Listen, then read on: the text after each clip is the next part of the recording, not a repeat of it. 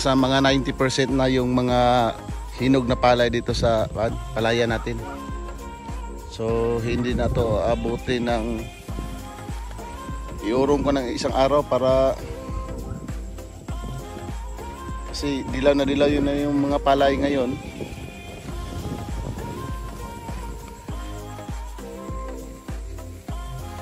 So August 29 ko pa na-harvest, Lunes. Araw na Lunes siya. Tsaka mag-ano pa tayo sa mga buyer kung yung mga presyuhan nila.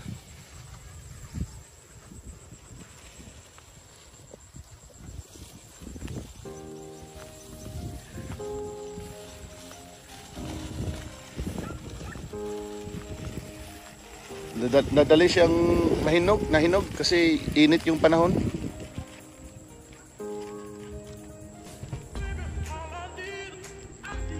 So nasa mga 90% na yung mga hinog dito.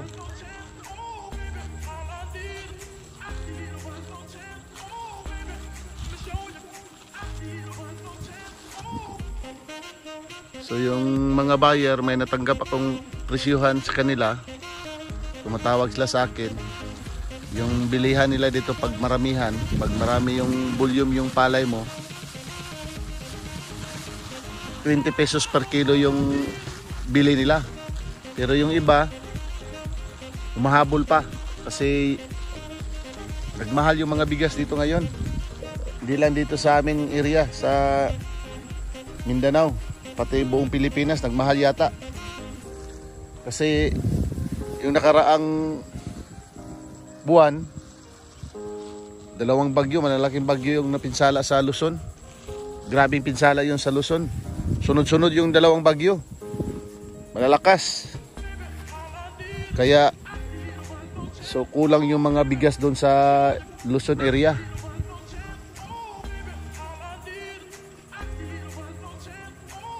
Dami yung mga palayan nila doon sa Luzon. Ito, mga 90% na yung mga hinog.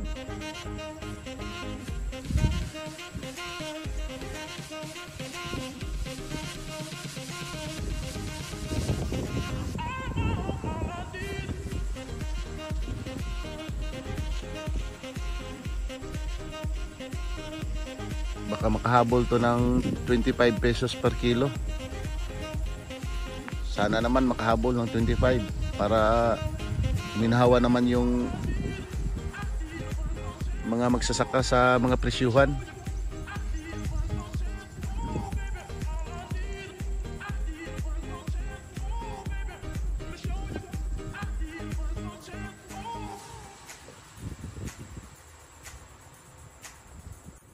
May mga ilan-ilang green pa yung nahuli, oh. Yung huling paglabas ng mga bunga. Ito yung area na hinuhuloy pan yung pagtanim.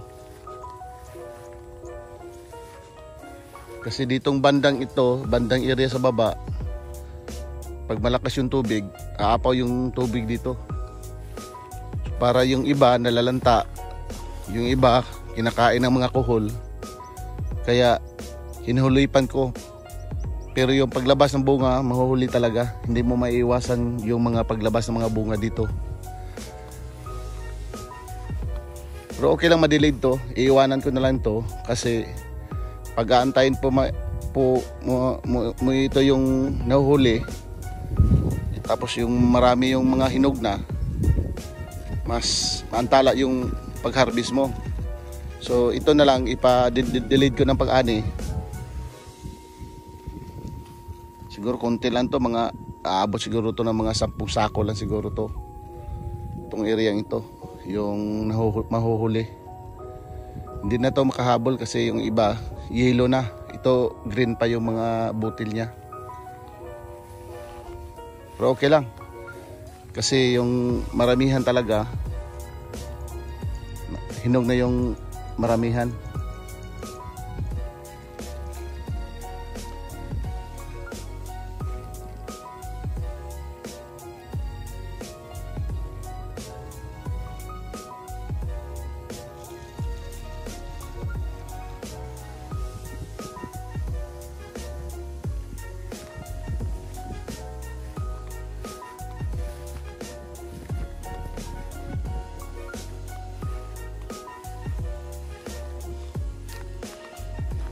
Kasi ganda ng pagmasdan yung mga pinaghirapan mo. Lumalabas na yung mga bunga. Parang saya ng feelings mo. Kasi ako dito, halos every 2 days, 3 days, bumibisita ako dito sa palayan para mag-manage lang ito. Titingnan yung mga tubig, yung mga insekto. Ma-manage mo yan kasi pag papabayaan mo yung mga insekto, sisira yung palay mo, maepektuhan yung pag-ani mo dito sa palayan mo.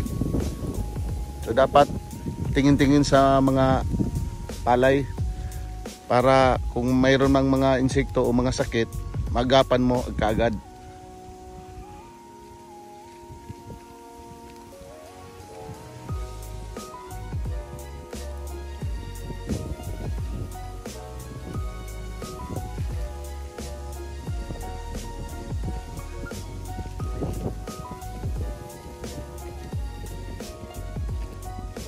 Ito, sa lahat ng mga variety ng local, inbred variety, yung triple to talaga yung pinaka top 1 sa lahat, o yung pinaka maraming maani mo dito sa triple to. Tsaka matitibay siya sa mga sakit at saka hindi dapain yung palay.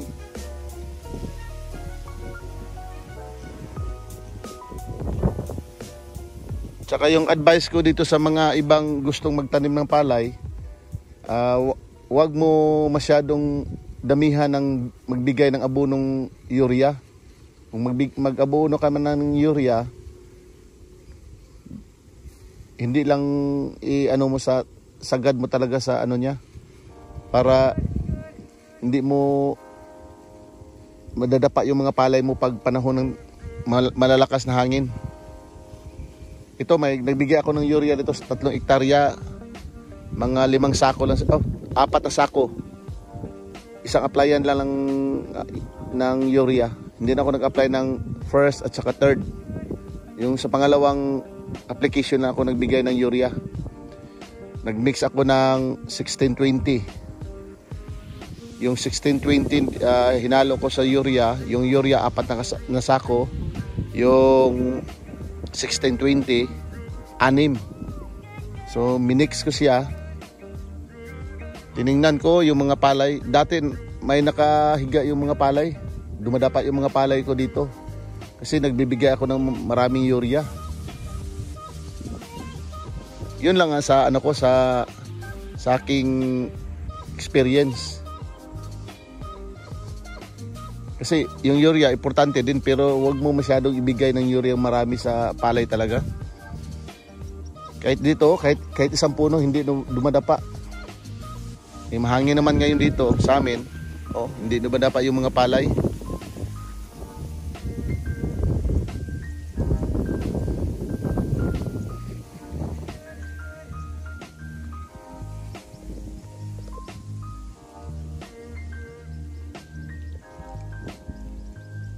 Ito yung sa bandang ibaba, yung main canal. Parang nagsasara na yata yung irrigation ng tubig. Kasi kumukonti na yung mga tubig dito sa bandang ibaba ng main canal. Kasi kadalasan sa mga palay ngayon dito sa amin, lumalabas na yung mga bunga. Sa akin, nagda-drain ng tubig, hindi na ako pinapasokan ng tubig kasi may mga bunga na. Para pag-anihan na ng panahon ng tag-ani-anihan, matigas yung lupa. Oh, bumibiyak na yung mga lupa dito sa amin, oh, sa area ko. Wala nang tubig, dinidrain ko na yun lahat.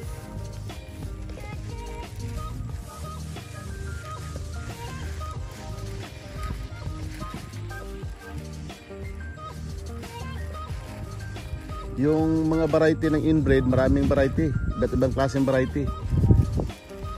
Nakasubok na ko ng 216, 160, 402, yung 440. Sa lahat ng mga inbred, ito talaga yung pinaka maraming magbibigay ng bunga ng sa panahon ng tig-ani.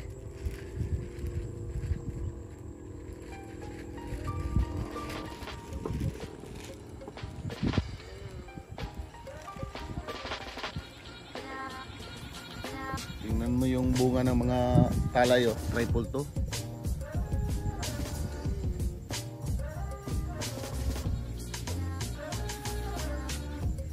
Parang hybrid din siya, namumunga, oh. Parang hybrid din yung triple to.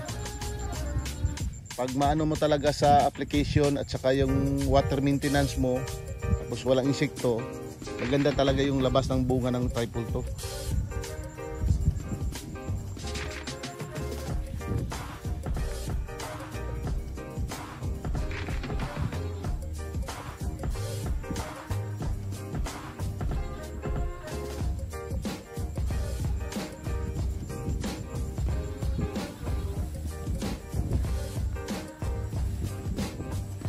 Sa next cropping, yung itatanim ko naman yung hybrid sa dry season. Sa pagkakaalam ko, yung hybrid maganda sa dry season, sa tag-init. May bigay ng gobyerno yung Bigante Plus